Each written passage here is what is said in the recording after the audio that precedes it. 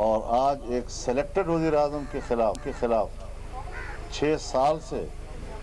ایک کیس زیر التوا پڑا ہوا ہے، یہ کہاں کا انصاف ہے؟ میں تمام محب وطن پاکستانیوں سے اپیل کرتا ہوں کہ قومی سلامتی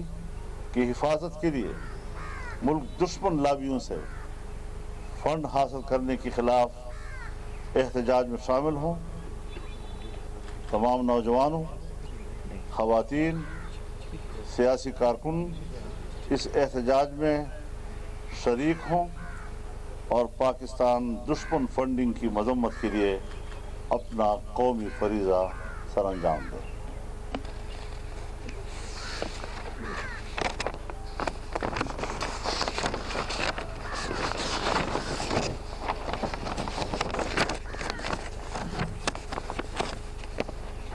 آج کے اس اجلاس میں ملک بھر میں احتجاجی مظاہروں اور ریلیوں کے حوالے سے ایک شیڈول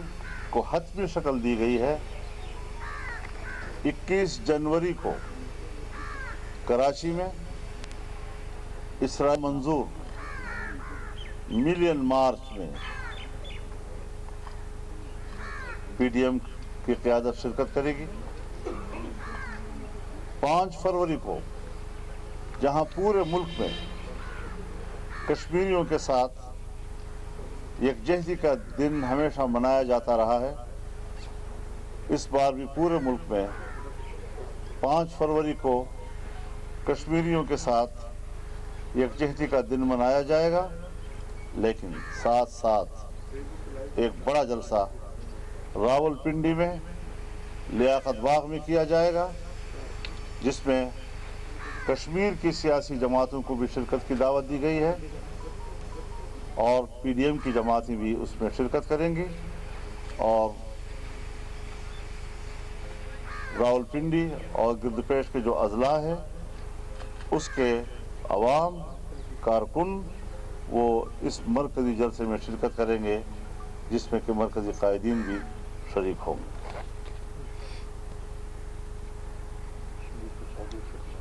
اس بات کو بھی مد نظر رکھا جائے گا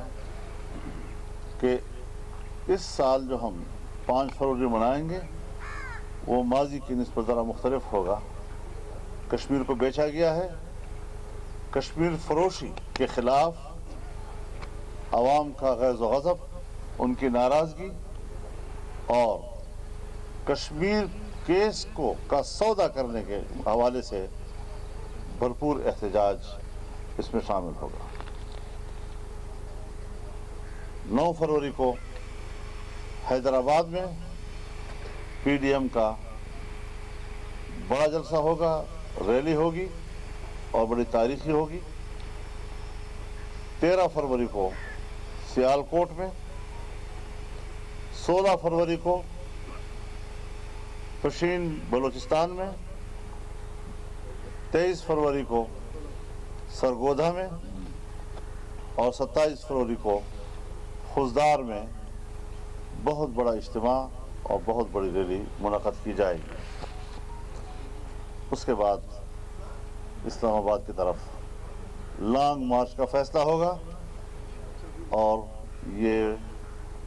پی ڈی ایم کی سربراہی اجلاس میں اس کی حتمی تاریخ کا فیصلہ کیا جائے گا۔ بہت بہت شکریہ۔ مولانا صاحب یہ فرمائیں کہ پیپلز پارٹی کو آپ لوگوں نے، راج صاحب کھڑے ہیں، کراچی، حیدرآباد، سکھر میں جلسے اناؤنس کرائے تھے، یہ جو سیکنڈ فیز تھا وہ انہوں نے کینسل کرائے اور